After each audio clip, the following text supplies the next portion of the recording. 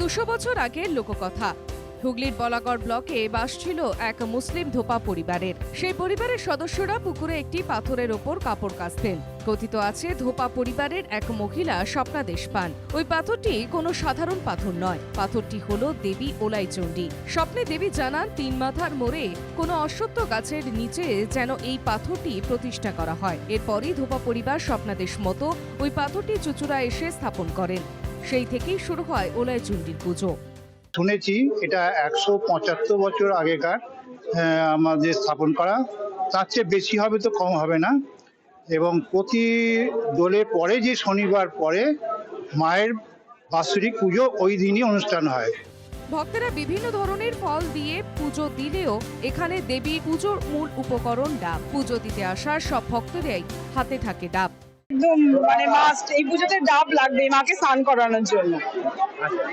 এই ডাবটা কি সবাই আনবে? আনবেই ডাবটা, অন্যান্য ফল থাকুক না থাকুক, হ্যাঁ ডাব আনতেই হবে সকলকে। এখন মায়ের পুজোতে লাগবে, সকলে নেবে, তো দামটাও একটু বেশি। এখন 80,000 থেকে 1 লক্ষ ডাব বিক্রি হয় আজকের দিনে।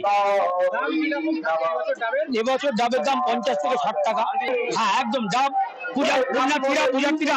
মন্দির কমিটির তরফে কয়েকটি পরিবার বংশ পরম্পরা এখানে ডাব কাটার কাজ করেন। তবে মায়ের কাছে আমাদের বংশ পরম্পরার একটা প্রথা হয়ে আসছে যে আমাদের বংশের ছেলেরা আর আমাদের এলাকার ছেলেরা মিলে আমরা প্রতিনিয়ত প্রত্যেক বছর আমরা কাজটা করে থাকি, মাকে সেবাতে থাকি। কোনো পরিষেবার জন্য কোনো মূল্য আমরা নিই না। শনিবার চুচুড়া পুরসভার সব কাউন্সিলরদের নিয়ে ওলাইচণ্ডীর পুজো দিলেন এলাকার বিধায়ক অসিত মজুমদার।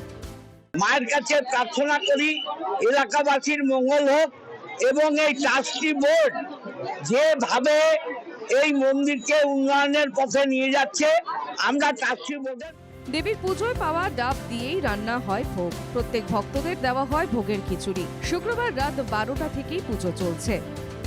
পুজো উপলক্ষে চলছে মেলা। হুগলি চুচুড়া থেকে প্রবীর প্রামাণিকের রিপোর্ট, এনকেটিভি বাংলা।